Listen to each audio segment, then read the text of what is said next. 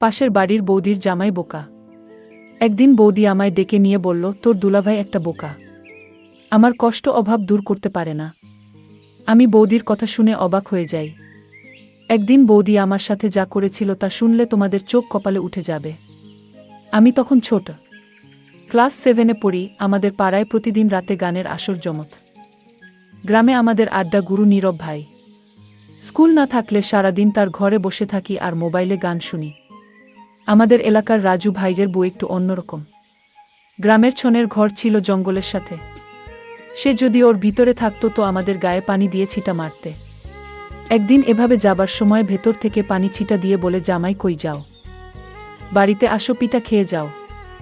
আমি আসলে এসবের কিছুই তেমন বুঝি না। আমি ভাবিকে বললাম, কি পিতা? আরে ভেতরে আসি না। আমি বোকার মতো ভেতরে যেতে চাইলে ভাবিকে দেখে আমি চমকে উঠি। ভাবি খিলখিল করে হাসতে থাকে আর আমায় বলল, শরম পাইছ? জঙ্গলের ভেতর ক্রিকেট বল খুঁজতে থাকি। নীরব ভাই ক্রিকেটের বল এত জোরে মারছে এই জঙ্গলে আইসা পড়ছে। আর আমি ছোট হওয়াতে ওরা সবাই সবসময় আমার এই পাঠায় জঙ্গলের ভেতর ক্রিকেট বল আনতে। কোনোমতেই এদিন আর বল খুঁজে পাই না। রাজু ভাইয়ের বউ পিছন থেকে আমার উপর পানি ছুড়ে মারে। আমি চমকে উঠি, বলি, একটা ক্রিকেট বল দেখছ? সে বলে, বল আমার ঘরের চালের উপরে এসে পড়ছে, তাই আজ আর বল দিব না। আমি বললাম, ভাবি, আমার আর এখানে বল ফেলব না, আজকের মতো বলটা দিয়ে দাও। ভাবি বলল, ঠিক আছে, বলটা ফেরত দিব, তবে একটা শর্ত আছে। যদি তুই আমার শর্ত রাখিস তাহলে বল দিতে পারি। আমি ভাবিকে বললাম, ভাবি, আমি ছোট মানুষ, আমি কি তোমার দেওয়া শর্ত পালন করতে পারবো? ভাবি বল, পারবি, না পারলে আমি তোকে শিখিয়ে দিব। আমি ভাবিকে জিজ্ঞেস করলাম, ভাবি কি শর্ত বল? এবার ভাবি বলল, এখন বলতে পারবো না, তুই বরং সন্ধ্যার পর আমাদের বাড়িতে আসিস, তখন শর্তটা বলবো। আর এখন নে, বলটা নিয়ে যা। আমি ভাবতে লাগলাম, ভাবি শর্তটা তো এখনই বলতে পারত, কিন্তু সন্ধ্যার পর বল কেন? ভাবির কথা শুনে আমি কিছুটা ভয় পেলাম। কি জানি বলে বসে তার কোনো হিসাব আছে? আমি ক্লাস 7-এ পড়লে কি হবে? আমার গঠন গাঠন একটু বড়। অনেকে বিশ্বাসই করতে চায় না আমি ক্লাস 7-এ পড়ি। আমার 5 ফুট 5 ইঞ্চি উচ্চতা। পরের দিন আমি ভাবির কথন্ত সন্ধ্যার সময় তাদের বাড়িতে গেলাম। বাড়িটা একদম নীরব বাড়ি। আমি ভাবিকে বললাম, ভাবি, তুমি আমায় কিসের শর্ত দিবে বলেছিলে? আমি আজ তো আসলাম সেই শর্তটা শুনতে। ভাবি বল, এটা কোনো শর্ত না রে, আমার দুঃখের গল্প। আমি যদি আমার গল্পটা তোর সাথে শেয়ার করি তাহলে তুই কি এর সমাধান দিতে পারবি?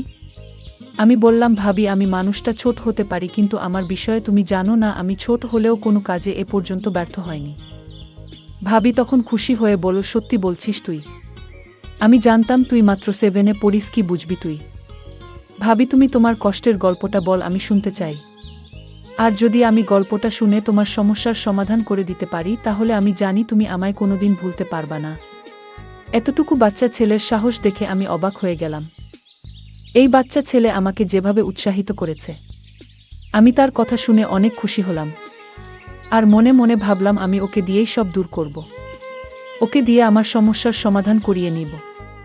আমি ভাবিকে বললাম, ভাবি, তুমি কি ভাবছো এমন করে? তোমার কষ্টের গল্পটা বলো, আমি শুনি। ভাবি তখন বলল, ঠিক আছে, তাহলে শোন। তোর দুলাভাই একটা বোকা।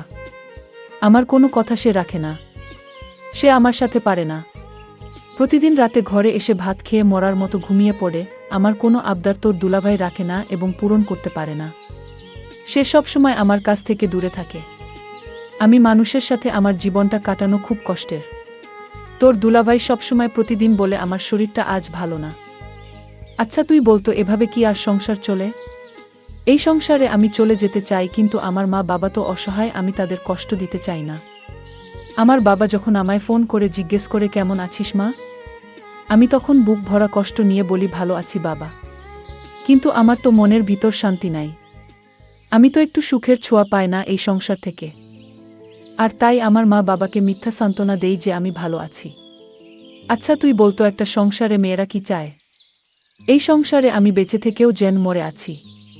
তোর দুলাভাইরে কত করে বললাম কবিরাজ দেখাও, সে আমার কোনো কথাই কানে নেয় না। সে তার নিজের ইচ্ছামতো চলাফেরা করে, আমার ভালো মন্দ কোনো খোঁজখবর রাখে না। ভাবির কথা আমি খুব মনোযোগ সহকারে শুনছিলাম। ভাবির কথাগুলো শুনে আমি বুঝতে পারলাম ভাবি কিসের অভাব বোধ করছে। ভাবি আমাকে আরও বলল, তোর দুলাভাই সারাদিন বোকার মতো ঘোরাফেরা করে। অনেকদিন যাবত আমি ভালো খাবার খেতে পারছি না। ভাবির এই কথাটা শুনে আমার খুব কষ্ট হলো। ভাবি দেখতে অনেক সুন্দরী, এরকম বোকা একটা জামাই ভাবির কপালে জুটল।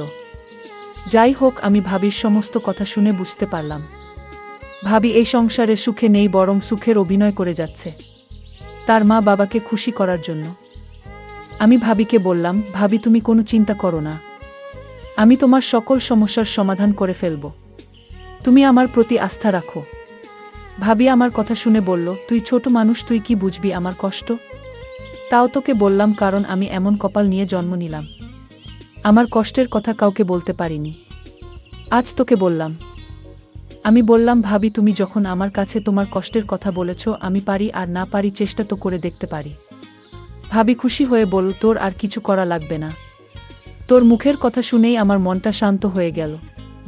আমিও ভাবির কথা শুনে আমি ভাবিকে বললাম, ভাবি তুমি কোনো চিন্তা করো না, আমি তোমার সুখের ব্যবস্থা করছি, তুমি শুধু আমার কথা রেখো, যখন যা বলব তখন তোমার তাই করতে হবে। আমি ভাবিকে বললাম, ভাবি তুমি একটু অপেক্ষা করো, আমি আমার বাড়ি থেকে আসছি। আমি তাড়াতাড়ি বাড়িতে এসে আমার বাবার পকেট থেকে কিছু টাকা নিয়ে বাজারে গেলাম। আমি মনে মনে চিন্তা করলাম, ভাবিকে আজ আমি দেখিয়ে ছাড়বো আমাকে বলে আমি বাচ্চা মানুষ। হায় রে ভাবি, তুমি আমার সম্পর্কে জানো না, তুমি আজই বুঝতে পারবে আমি বাচ্চা নাকি কিশোর। আমি বাবার পকেট থেকে টাকা নিয়ে বাজারে গেলাম। বাজারে গিয়ে 1 কেজি গরুর মাংস কিনলাম। আলু, পেঁয়াজ, রসুন, ভাবির জন্য সাবান, ফেস ওয়াশ, মুখের ক্রিম, হাতের ছুরি ইত্যাদি কিনে ভাবির বাসায় নিয়ে গেলাম। ভাবি আমার হাতে বাজার দেখে অবাক হয়ে গেলাম। আমি ভাবিকে বললাম, ভাবি চিন্তা করো না, তুমি এখানে বসো, দেখো তোমার জন্য কত কি এনেছি। আমি ভাবিকে যখন সকল সামগ্রী দেখালাম, ভাবি তখন বলল, তুই বাচ্চা মানুষ, এত টাকা কোথায় পেলি? আমি বললাম, ভাবি আমি এই টাকা জমিয়ে রেখেছিলাম, আমার কাছে আরও অনেক টাকা আছে ভাবি। ভাবি তখন বলল, এসব আমি নিতে পারবো না, তোর দুলাভাই জানলে আমি কি জবাব দিব একবার ভেবে দেখেছিস? ভাবিক বললাম, তুমি বলবে বাবার একটা গরু ছিল, সেটা বিক্রি করে কিছু টাকা আমাকে খরচ করার জন্য দিল, তোর মাথায় তো দারুণ বুদ্ধি, কিন্তু আমার জন্য তুই এত কিছু করবে কেন? আমি তোর কি হই? আরে ভাবি, একটা গান আছে না, মানুষ মানুষের জন্য, আমিও মানুষ, তুমিও মানুষ, শুধু এইটুকু জেনে রাখো। আর তাছাড়া আমার তো আর বড় ভাই নেই, আমার কোনো ভাবিও নেই। যদি আজ আমার একটা ভাবি থাকতো আর সেই ভাবি যদি তোমার মতো কষ্টে থাকতো, তাহলে আমি কি তাকে ফেলে দিতাম? আমি তাকে হেল্পও করতাম না। ভাবি তখন বলল, আসলে সত্যি তোর অনেক মেধা আছে, তুই ছোট হলে কি হবে, তোকে আল্লাহ অনেক জ্ঞান বুদ্ধি দিয়েছে, তুই ভবিষ্যতে অনেক বড় হবি। আমি ভাবিকে বললাম, ভাবি এবার কথা বাদ দিয়ে রান্না করো, আজ তুমি গরুর মাংস দিয়ে ভাত খাবে, আমিও তোমার সাথে খাবো, অনেক ভালো লাগবে। বলতেই ভুলে গিয়েছিলাম যাকে আমি বাচ্চা বলে ডাকি, তার নাম সজীব, তার মা বাবা। ভালো লাগবে। বলতেই ভুলে গিয়েছিলাম যাকে আমি বাচ্চা বলে ডাকি, তার নাম সজীব, তার মা বাবা আছে, তাদের একটা মাত্র সন্তান, সে হচ্ছে সজীব। আর একমাত্র সন্তান বলে সজীবকে তার বাবা মা অনেক স্নেহ করে, যখন যা চায় তাই দেয়। আমি সজীবকে বললাম, সজীব তুই বস, আমি রান্না করি। সজীব তখন বলল, ভাবি আমি তোমার সাথে রান্নায় হেল্প করি। আমি বললাম, ঠিক আছে কর। আমি আর সজীব মিলে রান্না শেষ করে ঘরে নিয়ে যখন খেতে বসবো, ঠিক তখনই আমার বোকা জামাই বাড়িতে হাজির। সজীব আমার স্বামীকে ভয় পেয়ে সে কাঠের তলে লুকিয়ে পড়ল। আমার হাবলা স্বামী আমায় জিজ্ঞেস করল, কিরে সোনিয়া, আজ ঘরে মাংসের ঘ্রাণ পাচ্ছি কেন, মাংসের ঘ্রাণ কোথায় থেকে আসছে? আমি তখন আমার বোকা স্বামীকে বললাম, আমার বাবা এসেছিল আজ দুপুরে, আমার জন্য অনেক কিছু নিয়ে আসছে, তুমি তো আমার ভরণ পোষণ করতে পারো না, আর তাই বাবা আমার জন্য হাতের ছুরি, মুখের ক্রিম, ফেস ওয়াশ, ব্যাগভর্তি বাজার নিয়ে আসছিল। আমার স্বামী এই কথা শুনে বলল, আমার সুর আব্বার এত দর্দ হয়েছে আমাদের প্রতি, হঠাৎ এই দর্দ কেন? যাই হোক, অনেকদিন পর ঘরে মাংস রান্না হলো, দাও পেট ভরে ভাত খাই। আমি মনে মনে বললাম, শুধু খেতেই জানো, ঠিকমতো দিতে জানো না। এইদিকে সজীব কাঠের নিচে শুয়ে ঘুমিয়ে পড়ল। আমি আমার স্বামীর জন্য ভাত আর মাংস নিয়ে তার কাছে গেলাম, তাকে খেতে দিলাম। সে শুধু মন ভরে ভাত খাচ্ছে। আর একটাবার জিজ্ঞেস করলো না তুমি খাবে না আমার সাথে, তুমিও খাও না। সে তো এই কথাটা বলতে পারত, কিন্তু তার মাথায় এতখানি বুদ্ধিও নেই, শুধু নিজের বুঝটাই বুঝে আমার কষ্টটা একবারও জানতে চায়নি। যাই হোক, সে খেয়ে ধেয়ে বিছানায় শুয়ে নাক ডেকে ঘুমাচ্ছিল। আমি তখন কাঠের নিচে সজীবকে বললাম, সজীব আর সজীব, তোর দুলাভাই ঘুমিয়ে গেছে। দেখি সজীব ঘুমিয়ে পড়েছে। আমি তাকে হুঁশ করার জন্য একটু পানি ছিটা দিলাম, তখন সে লাফ দিয়ে উঠে পড়ে।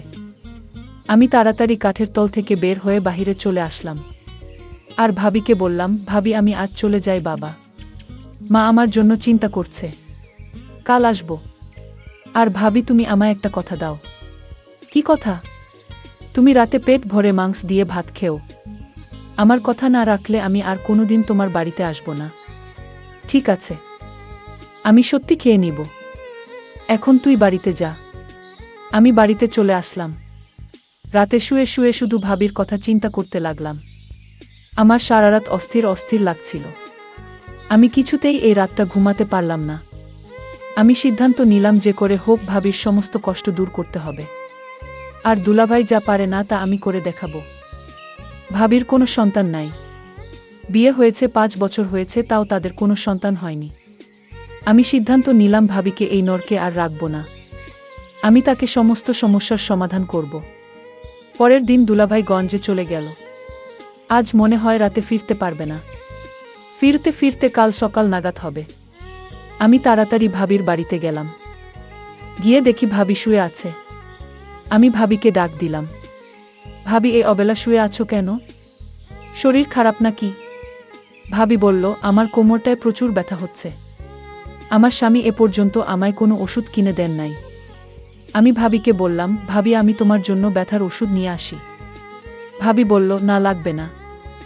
আমি ভাবিকে বললাম, ভাবি ট্যাবলেট না খেলে তো ব্যথা সারবে না ভাবি। সজীব ভাই আমার, আজ আমি অসহায়। আমার পাশে কেউ নেই। আজকের কোমর ব্যথায় মনে হয় আমি মরে যাব। এই জন্যই তো বললাম ঔষধ নিয়ে আসি। ভাবি বলল, ঔষধ লাগবে না, তুই কোমরটা একটু মালিশ করে দে, তাহলেই ব্যথাটা কমে যাবে। আমি ভাবির এমন কথা শুনে আমার কেমন জানি লাগছিল। আমি বললাম, ভাবি আমি পারবো না মালিশ করতে, আমি বরং ডাক্তার নিয়ে আসি। ভাবি তখন আমায় বলল, আরে বোকা ছেলে, এই ব্যথা মালিশ ছাড়া কমবে না। তুই অয়তা ডাক্তার নিয়ে শুধু খরচ বাড়াবি। তুই একটু মালিশ করে দিলেই ব্যথাটা কমে যাবে। আমি ভাবির ব্যথার কষ্ট দেখে আমি মালিশ করে দিলাম। 5 মিনিট পর ভাবি ব্যথা কমে যাওয়ায় ঘুমিয়ে গেল।